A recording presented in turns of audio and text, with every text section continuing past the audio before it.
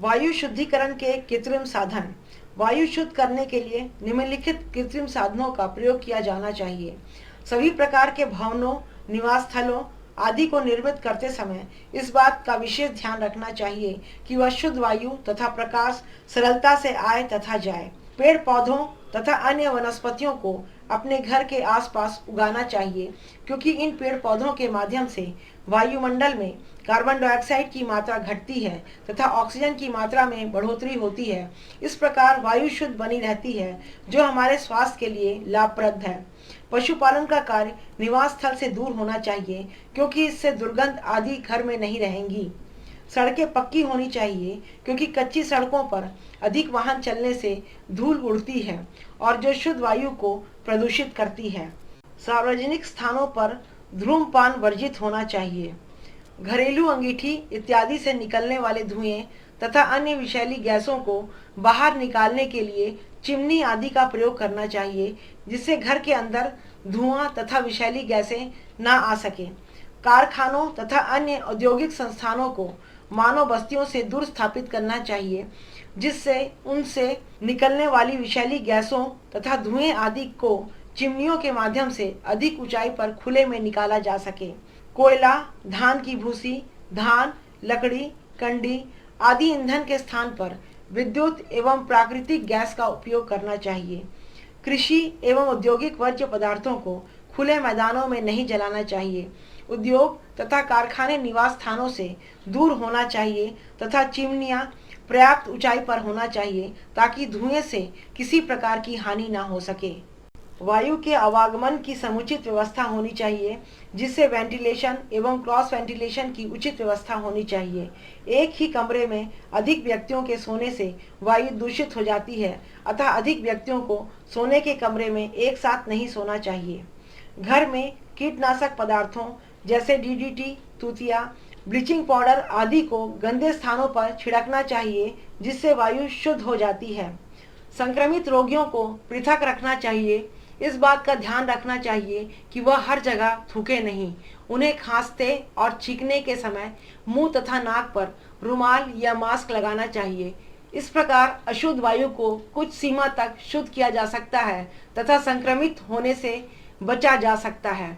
शुद्ध वायु प्राप्त करने के लिए सर्वप्रथम इस बात का ध्यान रखना आवश्यक है कि जिस स्थान में हम निवास करते हैं वहां प्रत्येक कमरे में रोशनी पहुंचे तथा अशुद्ध वायु को बाहर निकालने तथा शुद्ध वायु को भीतर पहुंचने का समुचित प्रबंध होना चाहिए। इसलिए प्रत्येक मकान, विद्यालय तथा सिनेमा घरों में ऊपर की ओर रोशनदान तथा पंखे लगे होने चाहिए।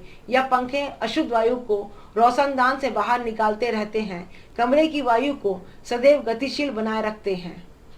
अनेक पर्यावरणीय सोसाइटियां तथा स्वयंसेवी संस्थाएं भी वायु प्रदूषण की समस्या के प्रति गंभीर एवं जागरूक हैं तथा जन चेतना पैदा करके लोगों को वायु प्रदूषण के बारे में केवल जानकारी ही नहीं दे रहे हैं, बल्कि उन्हें इसके भयंकर दुष्परिणामों के बारे में विभिन्न दृश्य श्रव्य माध्यमों से अवगत करा रहे हैं। भारत में भी आर्थिक विकास एवं पर्यावरण की सुरक्षा एवं एकीकरण करने के लिए 1989 पर्यावरण मंत्रालय का गठन किया गया। यह मंत्रालय पर्यावरण योजना के क्रियान्वयन के साथ साथ अंतर्राष्ट्रीय नीतियां एवं संधियों का भी क्रियान्वयन करता है।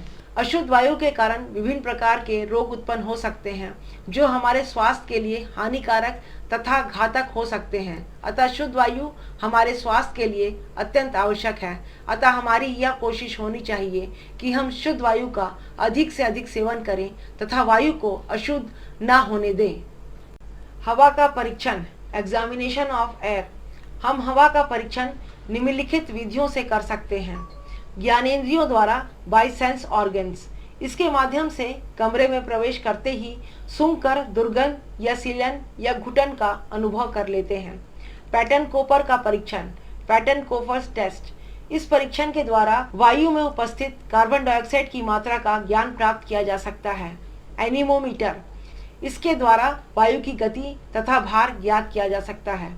काटा थर्मामीटर, यह थर्मामीटर हवा की ठंड अर्थात ताप की कमी ज्ञात करने के लिए उपयुक्त होता है। इसकी नली में 95 डिग्री फ़ारेनहाइट से 100 डिग्री फ़ारेनहाइट तक चिन्ह बने होते हैं। कांटा थर्मामीटर की खोज लियोनार्ड हिल नामक वैज्ञानिक ने की। शुष्क कांटा या ड्राई कांटा, इसमें बल्ब बिना ढका होता है। यह वायु के ठंडा करने की शक्ति को विकिरण तथा संचरण द्वारा मापता है। आर्द्र कांटा या वेट कांटा, इस यंत्र का बल्ब गीले रेशमी और सूती कपड़े से ढका रहता है। यह वायु को ठंडा करने की शक्ति को विकिरण, संचरण तथा वाष्पीकरण यानी रेडिएशन, कन्वेक्शन, इवापोरेशन द्वारा मापता है। पाठ्यांक या रीडिंग, घुटन जैसा प्रभाव उत्पन्न करने वाले कमरे में शुष्क कांटा थर्मामीटर का तापमान कम होता है। यह थर्मामीटर कमरे के भीतर 6 या उससे अधिक का पाठ्यांक बताकर वायु की ताजगी का संकेत प्रदान करता है। आर्द्र कांटा थर्मामीटर 18 पाठ्यांक बताकर वायु की ताजगी का संकेत देता है। शुष्क और आर्द्र कांटा थर्मामीटर के पाठ्यांकों का घटाव करने से यदि शेष 12 निकले तो वातावरण अनुकूल तथा आरामदेह समझना चाहिए। 12 से कम होने पर कष्टकर और अत्यधिक होने पर वातावरण अनावश्यक ठंडा होने का संकेत प्रदर्शित करता है। इसलिए स्वयं को स्वस्थ एवं निरोग रखने के लिए स्वच्छ व ताजी हवा शरीर को मिलना परम आवश्यक है। धन्यवाद।